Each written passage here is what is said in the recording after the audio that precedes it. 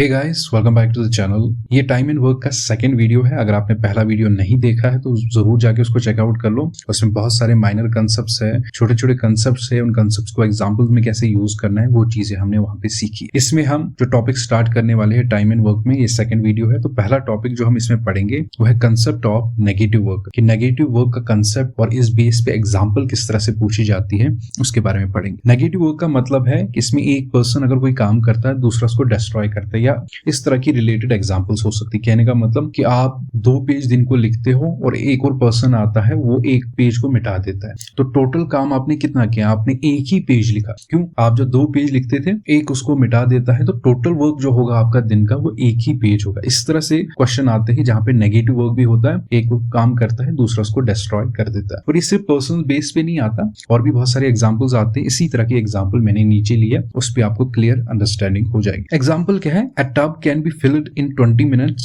but there is a leakage in it which can empty the full tub in 60 minutes. In how many minutes it can be filled? कहते हैं एक tub को 20 minute लगते हैं fill होने में, लेकिन उसमें एक लीकेज है जो एक टब को completely 60 मिनट्स में खाली कर सकता है। तो उस लीकेज के बावजूद अगर हम उसमें पानी भरते जाएंगे कितना टाइम लगेगा उसको फिल होने में। जो सबसे पहले यूनिटरी मेथड हम इसमें यूज कर रहे हैं, क्या निकाला है हमने सबसे पहले देखा कि 1 मिनट या मिनट्स में दिया है तो 1 मिनट, अगर डेज में दिया हो तो 1 दिन का, आवर्स में दिया है तो इसी तरह आपको चलते जाना है अगर आपको टाइम अलग अलग यूनिट्स में दिया है। तो सबसे पहले हमने निकाला कि 1 मिनट में टब कितना फिल होगा, तो 1/n, इसका मतलब 1/20। सिमिलरली 1 मिनट में टब कितना एम्प्टी होगा, तो 1/60। ये चीज हमने सीखी है। तो किस तरह करना पड़ता है, 1 दिन का काम 1 मिनट का काम किस तरह निकालना पड़ता है, 1/n। तो 1/20 1/60। इफेक्टिव फिलिंग का मतलब है कि 1 मिनट में कितना टोटल फिल हो रहा है लीकेज के बावजूद भी। इसका मतलब हम देखेंगे 1 मिनट में कितना फिल हो रहा है, माइनस कर देंगे 1 मिनट में लीक कितना हो रहा है।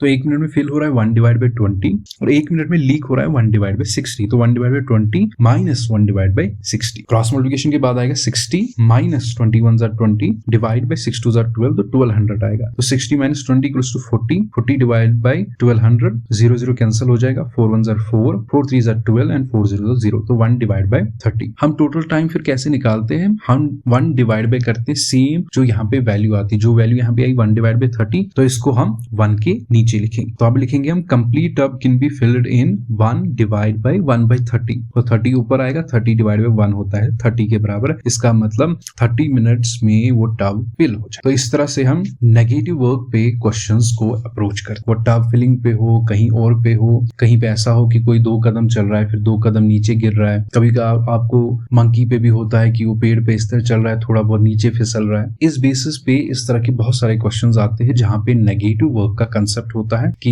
1 मिनट में अगर कोई ऊपर चढ़ रहा है अगले मिनट में वो नीचे गिर रहा है, 1 मिनट में अगर वो 2 मीटर ऊपर चढ़ रहा है तो अगले मिनट में 1 मीटर नीचे आ रहा है। इस तरह के क्वेश्चंस आपको दिए जाते हैं और इस तरह से उनको अप्रोच करना है। आई होप ये कंसेप्ट यहां तक आपको समझ आ गया होगा। नेक्स्ट कंसेप्ट है प्रोडक्ट कॉन्स्टेंसी। देखो, प्रोडक्ट कॉन्स्टेंसी हमने पीछे वेरिएशन प्रोपोर्शन में भी पढ़ा था, परसेंटेज में भी पढ़ा था। ये बहुत जगह पे काम आता है। असल में जहां पे भी इनवर्स प्रोपोर्शन की एप्लीकेशन होती है वहां प्रोडक्ट कॉन्स्टेंसी काम में हम लेते हैं। क्या मतलब है इसका? जहां पे भी कांस्टेंट वर्क होता है, मतलब एक जैसा काम होगा दोनों सिचुएशंस में, कि काम बराबर होगा, उसमें कोई चेंजिंग नहीं आएगी, उस केस में हम प्रोडक्ट कॉन्स्टेंसी का कंसेप्ट यूज करते हैं। और इस केस में जो वर्क डन हम निकालते हैं वो in terms of man days, man hours. अभी हम देखेंगे इसका क्या मतलब है। एग्जाम्पल क्या है यहाँ पे, if 20% can do a piece of work in 7 days, then calculate the number of persons required to complete the work in 20 days. अगर 20 लोग किसी काम को 7 दिन में खत्म कर रहे हैं तो हमें कितने पर्सन्स लगेंगे अगर हमें उसी काम को 28 दिन में खत्म करना हो? तो सबसे पहले number of persons into days निकलता है वर्क डन के बराबर। इसका मतलब नंबर ऑफ पर्सन्स कितने हैं पहली सिचुएशन में 20 इनटू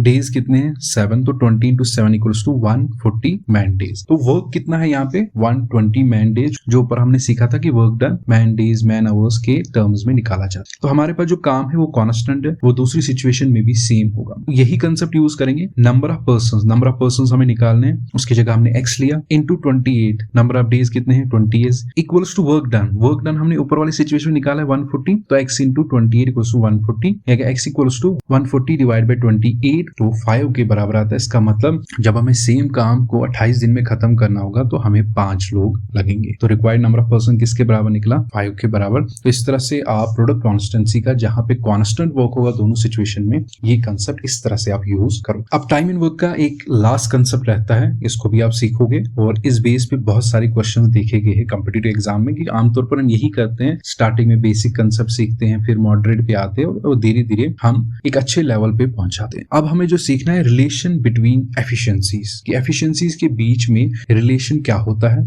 और उन जैसे क्वेश्चंस में अगर एंड या और लिखा होगा उसका क्या मतलब। एक एग्जांपल लिया मैंने यहाँ पे 4 men and 12 women, जब यहाँ पे लिखा होगा ना बीच में एंड, इसका मतलब उस टाइम पे हम ये आइडिया नहीं लगा सकते हैं कि कौन ज्यादा एफिशिएंट है, मैन ज्यादा एफिशिएंट है या वुमेन ज्यादा एफिशिएंट है। उस टाइम पे हमें कैलकुलेट करना पड़ता है, तब जाके हमें पता चलता है। सिमिलरली अगर लिखा है 4 men और 8 women, किसी काम को समझो 2 दिन में खत्म कर रहे हैं, तो उस केस में ज्यादा एफिशिएंट कौन है, खुद ही देख लो। 4 आदमी उस काम को 2 दिन में खत्म कर रहे हैं और उसी काम को 8 वुमेन्स लगती है 2 दिन में खत्म करने की, तो यहाँ पे इजिली समझ आएगा कि मैन ज्यादा एफिशिएंट है। लेकिन एंड में हमें ये एफिशिएंसी पता नहीं चल। एक एग्जांपल लेंगे तो पता चलेगा आपको कि एफिशिएंसी के बीच में जो रिलेशन होता है उस बेस पे कैसे क्वेश्चन पूछे जाते हैं। 6 men and 8 women can do a job 10 days. In how many days 3 men and 4 women finish the same job working together? सबसे पहले मैंने क्या लिखा, 6m plus 8, m यहाँ पे men को रिप्रेजेंट कर रहा है, w यहाँ पे women को रिप्रेजेंट, तो 6m plus 8w equals to 10। 2 common निकला तो अंदर ब्रैकेट में क्या बचा, 3 2 6, मतलब 3m plus 4w।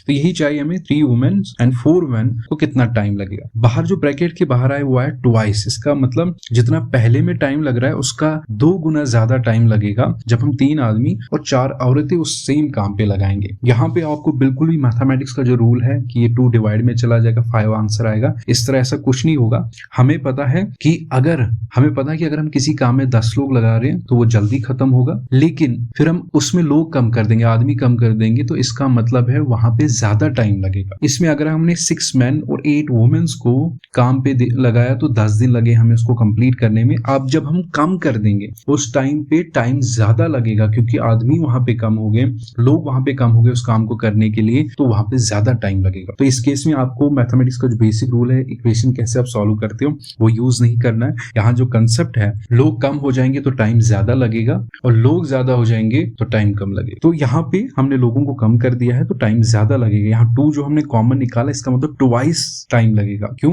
10 दिन यहाँ पे 6 वुमेन्स और 8 के बराबर है, जब हमने 2 कॉमन निकाला अब हमें पता चलेगा एक्स्ट्रा टाइम लगेगा। तो ये 2 यहाँ पे डिवाइड में नहीं मल्टीपल में चला जाएगा, तो 10 2 20, इसका मतलब 3 men और 4 वुमेन्स को 20 दिन लगेंगे वो सेम काम खत्म करने। आई होप आपको ये समझ आ गया होगा। मैंने जो मेन कंसेप्ट है टाइम एंड वर्क के और कुछ एग्जाम्पल साथ में लिए हैं, आपको प्रॉपरली समझाने की कोशिश की है। मैं जानता हूँ कि एक क्वेश्चन में मैंने बहुत ज्यादा टाइम लिया है, लेकिन अपने हिसाब से मैंने हर एक चीज बताने की कोशिश की है, हर एक कंसेप्ट बताने की कोशिश की है। छोटे छोटे जो माइनर पॉइंट्स आपको एग्जाम में रह जाते हैं, फिर वहां पे आपको क्वेश्चन आता भी है तब भी गलत करके आते हो, उस चीज को अवॉइड करने के लिए मैंने यहाँ पे हर एक चीज बताई है। इन वीडियोस को आपको पूरा देखना है, बिल्कुल भी कोई चीज मिस नहीं करनी है। एक वन टाइम वीडियो है, आपको बार बार इन वीडियोस को देखने की जरूरत नहीं है। एक टाइम आपको समझ आ गया, इन नोट्स जो आपको है उनकी PDF आपको टेलीग्राम चैनल पे मिल जाएगी, डिस्क्रिप्शन में लिंक है, वहां से आप ज्वाइन कर लो। मैं वहां पे जब मुझे टाइम लगेगा मैं इन सभी PDFs को वहां पे सेंड कर दूंगा। आई होप इससे आपको काफी बेनिफिट मिला होगा।